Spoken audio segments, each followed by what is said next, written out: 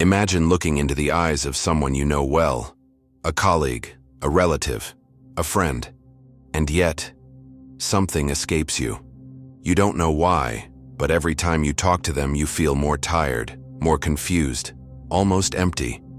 Carl Jung would say, "You have entered the field of the other's unconscious, a silent but very powerful territory, where the psychic energy of those around you can invade yours, without you realizing it."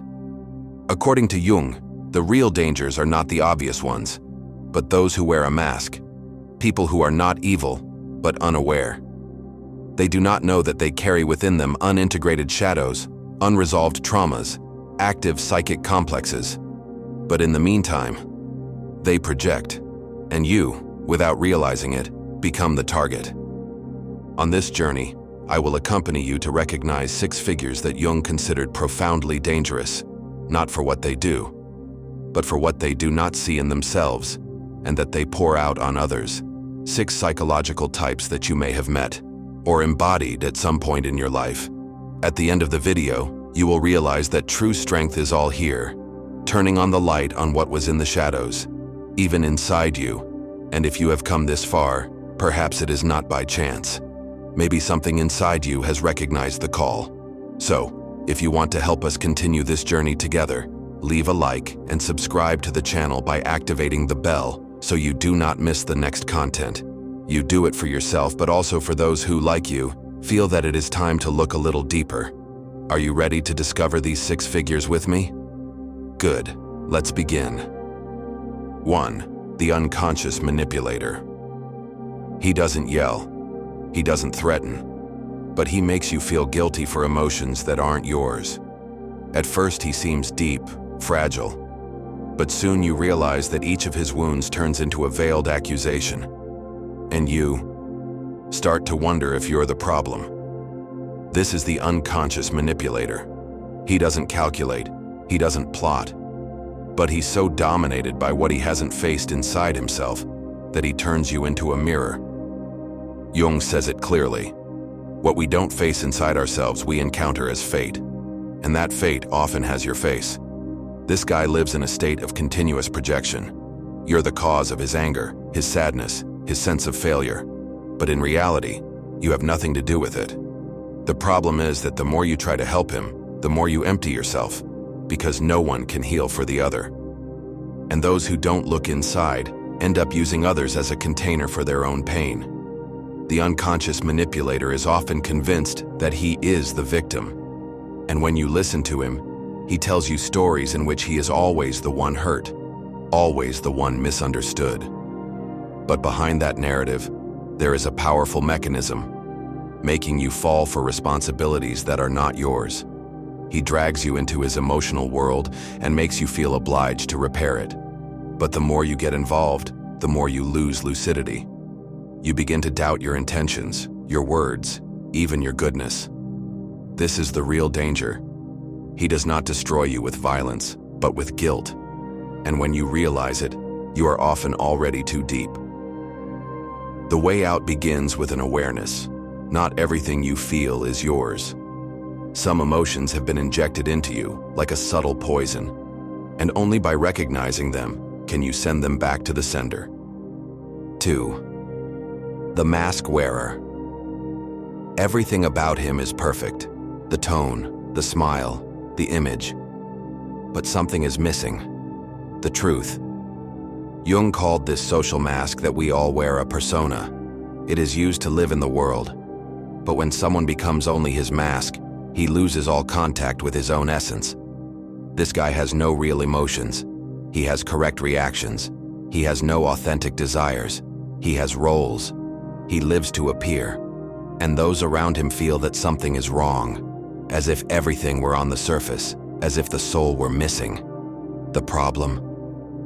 This mask becomes contagious.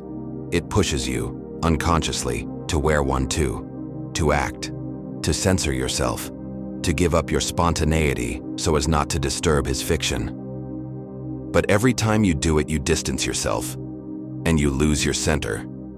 The mask wearer rarely enters into conflict, but not because he is peaceful, Because he avoids reality. He flees intense emotions, uncomfortable truths, fragilities. Behind his control is an enormous fear of being discovered. For this reason, every spontaneous gesture on your part puts him in crisis. He doesn't say it, but he suffers it. And so, without you realizing it, you begin to modulate, to become less authentic, to choose your words, to hold back your gestures, all so as not to break that apparent balance. But authenticity has a price, and when you sacrifice it for too long, something in you goes out. The greatest risk is precisely this: living next to someone who seems perfect, but slowly takes you away from who you are. 3. The shadow keeper. Always calm, always kind, always controlled. But underneath, a tension that can explode at any moment. The shadow keeper is someone who has buried entire parts of himself in his unconscious. Anger, desire, frustration, all hidden. But nothing has disappeared. Jung explained it like this: the shadow is everything that the individual refuses to recognize in himself. And the more you deny it, the stronger it becomes. The shadow keeper doesn't seem dangerous, but all it takes is a spark, and his explosion overwhelms you. Because he doesn't react to the present, he reacts to an unprocessed past. Living with him is like walking through a minefield. You never know what will set him off, and often he accuses you of being the cause. But that's not true. He's fighting with himself, and you're just the closest target. The shadow holder doesn't even know he has all that anger. He tells himself that he's balanced, rational, superior to impulses. But that's the problem. What is repressed doesn't go away.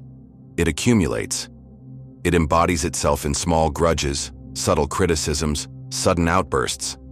When it explodes, it's often for trivial reasons. But the intensity is disproportionate, and you wonder what you did wrong. The answer is nothing.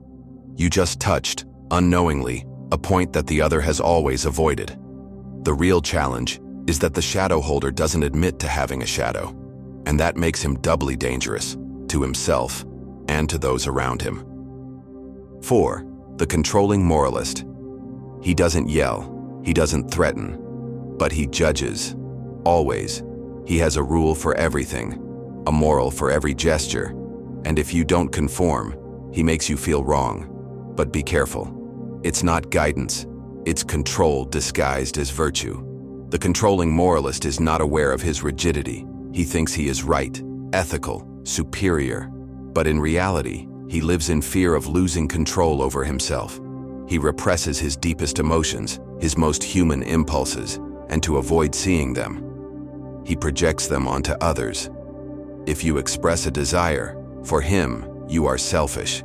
If you let yourself go, you are irresponsible. If you make a mistake, you are a sinner.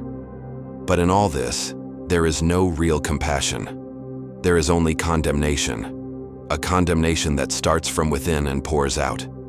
Jung knew it well. Where there is excess moralism, there is a shadow that knocks loudly. The controlling moralist does not seek truth.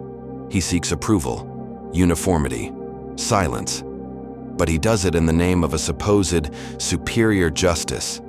And those who live next to him slowly end up fading away. You feel guilty even when you are right.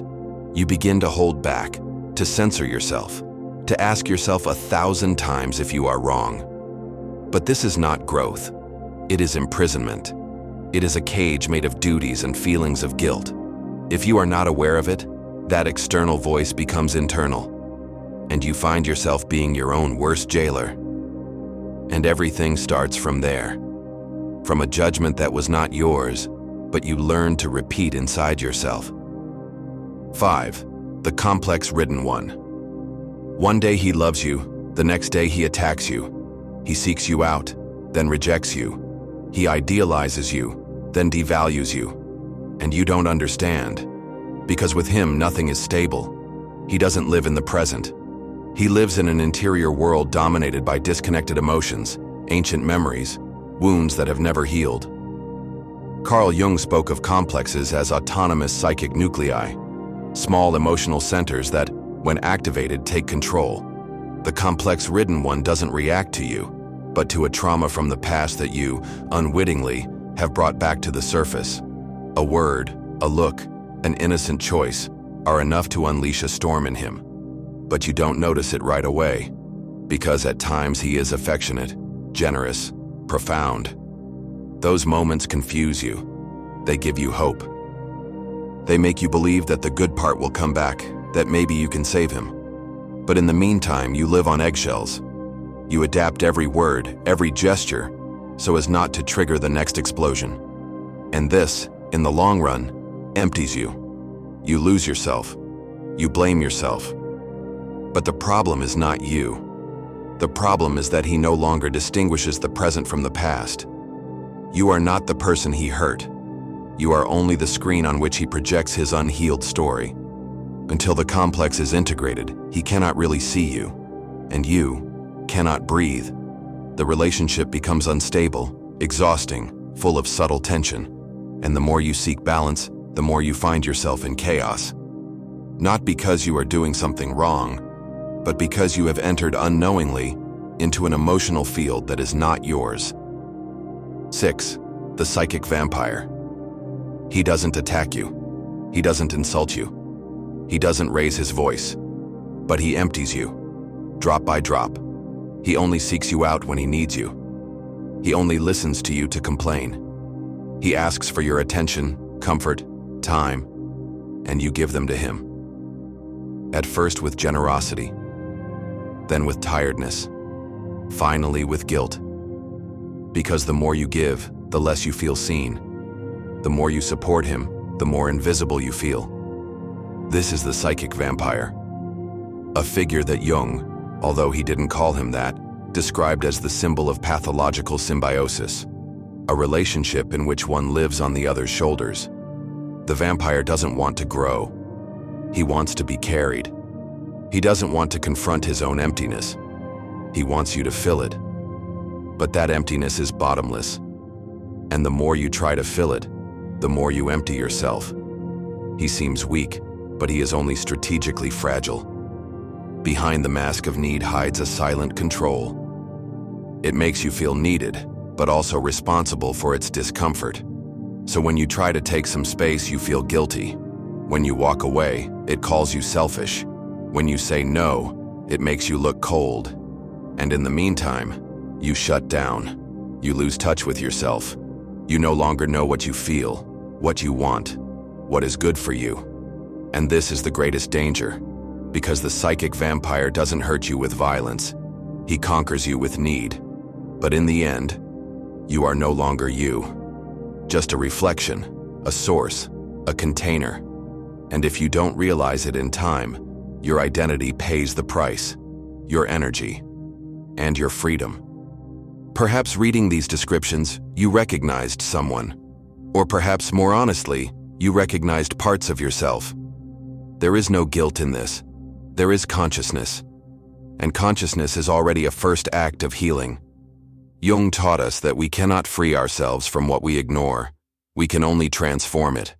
But to do so, we must have the courage to look it in the face, give it a name, integrate it. Only in this way can the unconscious stop guiding our life in the shadows. Only in this way can we break the cycles that repeat themselves and finally choose who we want to be. If something in this video touched you, even for a moment, don't ignore it. Write in the comments, "I see the shadow, but I choose the light." Do it for yourself, but also for those who might feel less alone reading those words. And if you know someone who needs to recognize what is slowly consuming them, share this message with them. A small gesture can ignite great awareness. And if you want this type of content to continue to reach you right when you need it most, help us too. Leave a like, subscribe to the channel, and activate the bell, so this space stays alive, authentic, and increasingly ours.